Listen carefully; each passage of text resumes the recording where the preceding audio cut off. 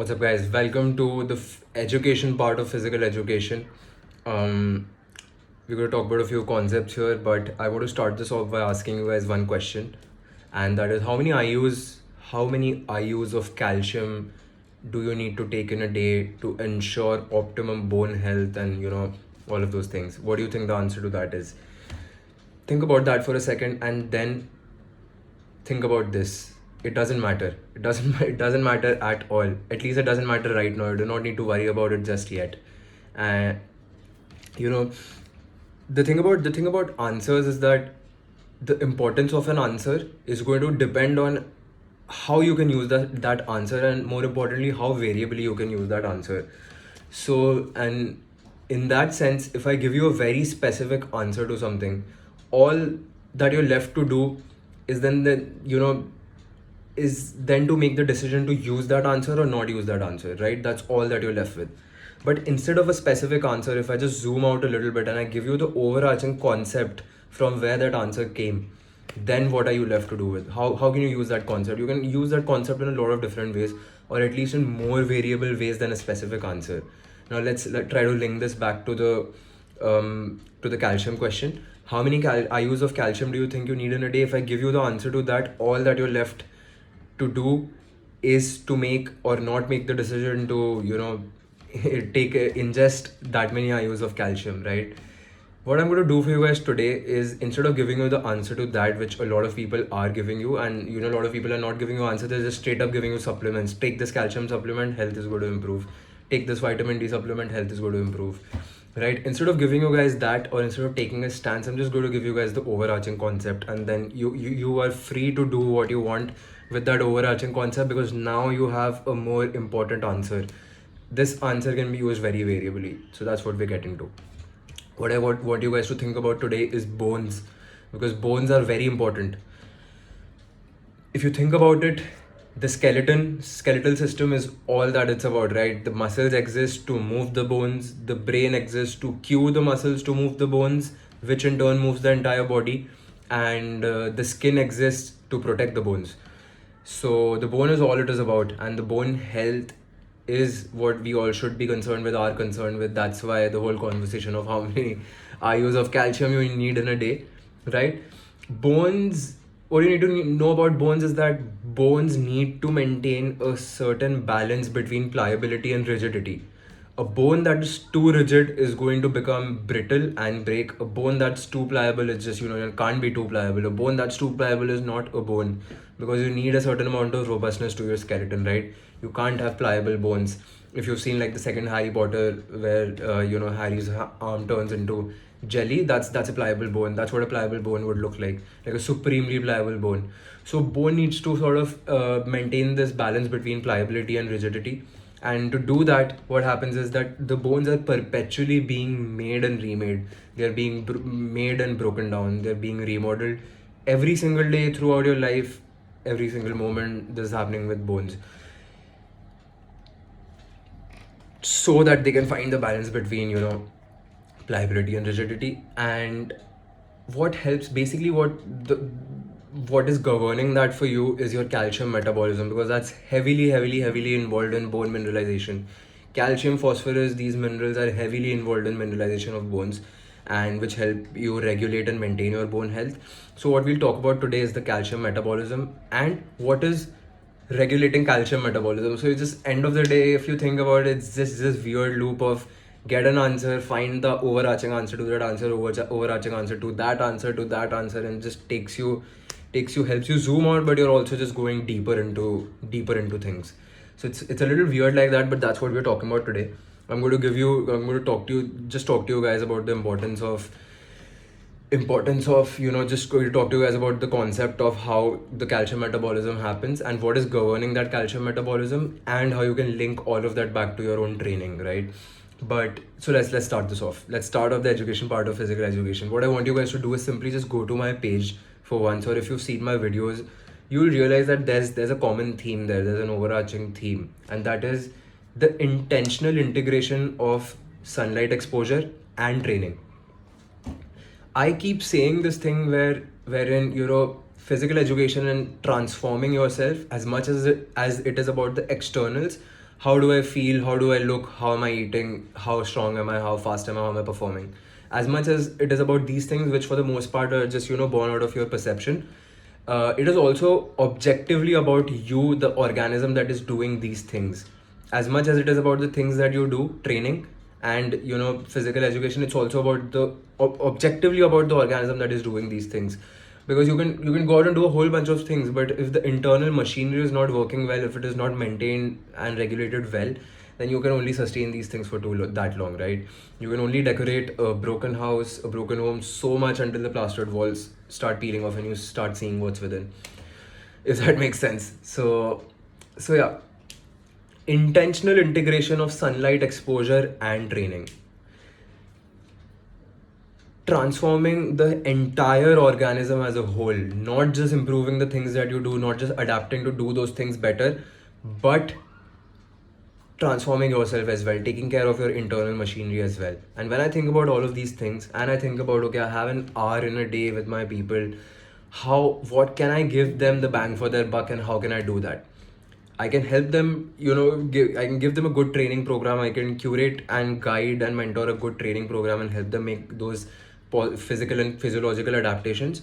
But what else can I do for them? And when you talk about health and fitness in terms of health, if all of this is happening out in the sun, then I know that that whole cascade of your calcium metabolism, your bone health is being taken care of for the most part, among other things, which we'll just talk about in a minute, right?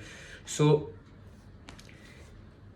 bone health is regulated by calcium metabolism. Calcium metabolism is regulated by what? It's regulated heavily by vitamin D. And now you start to make links. Okay, why are we going out and getting out in the sun and training? Because it's helping us getting that vitamin D. And that's sort of like the extent to which a lot of people know about vitamin D. It's the sunlight vitamin, we all know. You go out in the sun, you get your vitamin D. Let's talk about how that happens and why that is important to us. Basically what happens is, let's say when you go out in the sun, I'll give you the basics of it. When you go out in the sun, the sunlight falls on your skin. You've got the ultraviolet B, UVB radiation falling on your skin. There's this little compound underneath your skin known as 7D hydrocholesterol, right? The UVB rays falls on the 7D hydrocholesterol in the skin. It starts the cascade of metabolizing into the active form of vitamin D, which is your calcitriol. So sunlight is going to fall on 7-DHC. 7-DHC is going to, seep deeper into the body. It's going to reach the liver level, get converted into another compound, another metabolite, intermediate metabolite. Finally, in the kidney, this is going to get converted into calcitriol or 1,25-D dihydroxy vitamin D3, which is the active hormonal form of vitamin D, right? Or hormone D. When we say hormone, whenever you hear hormone, you can know that hormone is going to find a receptor in the nucleus of a cell somewhere. It's going to go and bind to that, and it's going to make things happen. And that's what vitamin D does. When you have your active form of vitamin D3 from this cascade of events, which starts off at the sunlight exposure of 7-DHC under your skin, which finally forms your calcitriol. This calcitriol is then from the kidney is going to go into the bloodstream, and it is going to go all over the body. One great thing about vitamin D is that vitamin D receptors are present all over the body, everywhere, right? It's in this, you'll find it in skins, you'll find it in cells of tissues and muscles, you'll find it in your brain, you'll find it in your heart. Vitamin D receptors are everywhere. And just that way, vitamin D, the active form of hormonal form of vitamin D, travels in the bloodstream, goes to all of these different sites, starts binding with the receptors of all of these different tissues and cells, and it starts making things happen. It's going to come in handy in all sorts of digestive processes, energy metabolism processes, autoimmune processes, and most importantly in calcium metabolism. Coming back to calcium metabolism, the problem that I have with the information that's out there, the problem that I have with specific answers being given to people that you should ingest these many IUs of calcium in a day, is that you're kind of missing the point, because it's not just about ingesting the calcium, right? It's not as straight cut as you eat a certain amount of calcium and it's going to do the trick. You got to think about what's happening inside as well. As soon as you ingest anything through your mouth, at some point those things have to get absorbed in the tissues as well. And absorption is kind of tricky. Absorption doesn't just happen, right? You have like the layer of a cell. You have things coming in when you eat, There's the layer of the tissue, this inside of the tissue, this, let's say this is the like the where it is getting absorbed from. So let's say calcium comes into the body, you eat a whole lot of calcium in your food, which of course you do. It needs to get absorbed, it needs to get past this layer, right?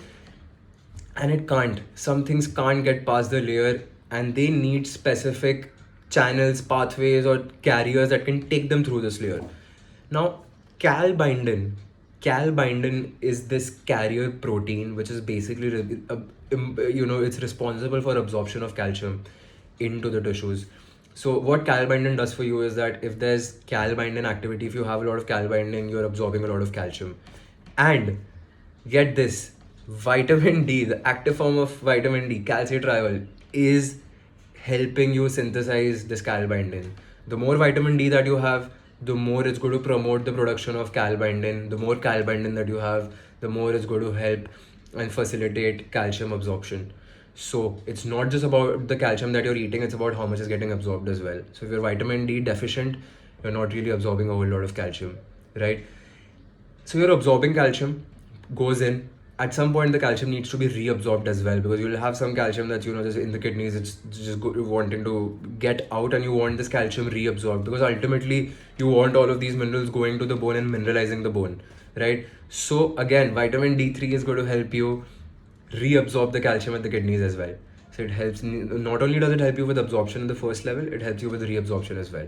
And all of this absorbed and reabsorbed calcium goes to it's all transported to the bone, where, get this, vitamin D again helps with depositing this thing known as ALPs, or alkaline phosphates. Do not need to know what it is. I don't know what that is.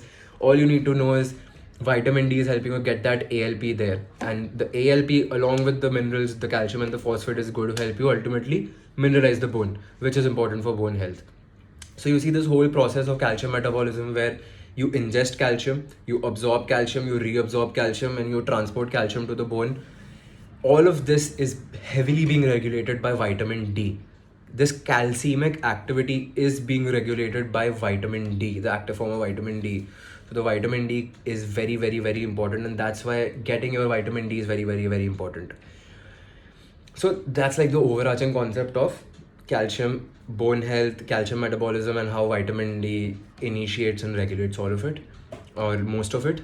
So what you have there now is a concept that you can keep with yourself. You can remember the concept, you can think about the concept, and it's much more, it has a lot more use cases than just a specific answer of how many IUs of calcium that do I need to take in a day.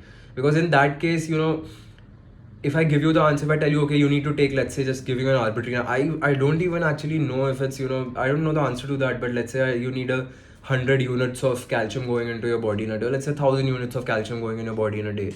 Then what can you do with that answer? You can just go out and maybe find a supplement that's the same amount of units, and you can take that supplement and hope for the best, or at least, think that that's working.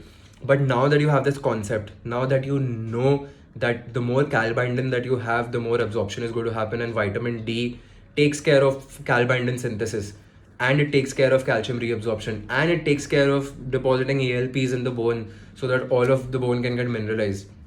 When you know these concepts, now you can work with a lot more, right? Now you have a better grasp of the subject. Now you know what to do. Now you know what to do with the information coming in. Now if somebody tells you need these many amounts of calcium, then you can tell them it doesn't just matter how much calcium that I eat. I need to know that I have adequate amount of vitamin D as well, because if I do not have vitamin D, the calcium absorption is not happening that well. So now coming to the point of, we'll take the same sort of like the same lens and apply it to vitamin D as well. Why can't we just take supplements of vitamin D? Why do we need to go out in the sunlight and get our vitamin D, right? So we talked about the process of how that happens. Now we'll talk about the importance of sunlight over supplements. And that's sort of important because it so turns out that the natural process, which is just getting your vitamin D regulated through your sunlight, it's more efficient than the synthetic process of just taking an oral supplement. Because you got to think that vitamin D is heavily regulating the calcium metabolism. So any changes in the vitamin D level obviously affects the calcium metabolism as well. So let's say in a case where we take a lot of vitamin D3 orally, you can have the case of vitamin D toxicity, right? where you're just taking excessive amounts of vitamin D3 and which is not needed, and you just have toxic levels of vitamin D in that case, which I don't really know even if that's even if it's possible to get vitamin D tox. I mean, it might be. I'm not really aware of that. That's sort of like where my extent ends. That's where my working space ends. This is where I'm limited. Beyond it, it's the medical field. And I ethically, I do not think that's my place to answer those questions. And I do not really have a good grasp over those questions. So I can't tell you the exact, the exact details of what is vitamin D toxicity and all of that. I can't take a stance on that, but I can help you think about this concept, this very important concept, right? And that is that if you ingest a lot of excessive vitamin D, what do you do with the excess? That's just excess. You have that in excess. But a really beautiful thing about getting that from your sunlight is that when vitamin D gets produced through sunlight, that's a self-regulated process. In that case, what's going to happen is that when the sunlight falls on the 7-DHC, there is going to be a self-regulated limit where if excess vitamin D3 is being created, the 7-DHC is going to stop producing more vitamin D3 and it's going to photo degrade that 7-DHC compound into other photo products of, photo products that you get. And these photo products that you get have no control over calcemic activity. They are not going to regulate the calcemic activity. So it's a self-regulating process. You can never have excess vitamin D production in case of this process being initiated via sunlight. So when the sunlight falls on the 7-DHC, that's the 7-dehydrocholesterol that's underneath your skin or the epidermal layer. Once it reaches the adequate amount of vitamin D that's needed, it's going to start breaking the 7-DHC down into other photo products. These photo products will have they cannot regulate the calcemic activity. So do not need to worry about that. So you see, it's very adaptive in this case. The natural process is much more adaptive than the synthetic process, where if you eat in excess, you're going to have an excess. In the natural process, you cannot have an excess of vitamin D, right? The process regulates itself. Depending on if it needs more, it's going to give you more. If it needs less, it's going to take care of that. Another really important factor that you need to think about when you think about prioritizing sunlight over supplements in case of vitamin D is that vitamin D, that's if this cascade is being initiated by sunlight, the vitamin D in your serum, in your blood, is going to last 2 to 3 times longer than what would have happened if you took an oral ingested an oral pill. Also, 100% of the vitamin D3 is getting binded when it comes through, when this process is happening through the sunlight. Metabolism is happening through the sunlight, and in case of an oral pill, the ratio is like 60-40. You get 60% binding, 40% wastage, right? Or 60%, I don't know if that's binding or that's absorption, but it's 60-40, and it's 100% in case of sunlight, in case of the metabolism happening through sunlight. Talking about the photo products that are formed from the breakdown of 7-DHC, these photo products not only do they not affect calcemic activity, calcium metabolism, but these photo products are also helpful in a lot of other things. They have been cited in lots of research regarding anti-cancer, anti-tumor fields, anti-cancer fields, immune system, autoimmunity, and all of these different health processes and pathways. The importance of vitamin D and the importance of these photo products has been cited. So there's a lot of data suggesting that getting your vitamin D from your sunlight is going to be much more efficient than just taking a pill, because it's much more adaptive in that way. You got to think that this process has been refined over and over for billions of years, if not billions, and definitely hundreds of millions of years. So it's adaptive because it's evolved that way. We've had some time with that process, and so yeah, that's what I had to talk about today. That's just 2 takeaways from this video, just 2 takeaways from this episode. Understand the importance of prioritizing concepts over specific answers. End of the day, both of them are just answers. If I give you a concept, that's an answer to something. If I give you a specific answer, that's an answer. But in the hierarchy of deduction, right, when you're deducing things, concepts always come over specific or the final answers. Because when you have the final answers, you've deducted everything, right? You can't really deduct anything after that. All you will have to do with is apply. When you have a concept, you can use that concept to deduct further. So what we talked about today is a simple process of how vitamin D, metabolism happens when sunlight falls on the skin. You have, just to recap, that you have 7D hydrocholesterol in your epidermal layer all over your body, in your skin.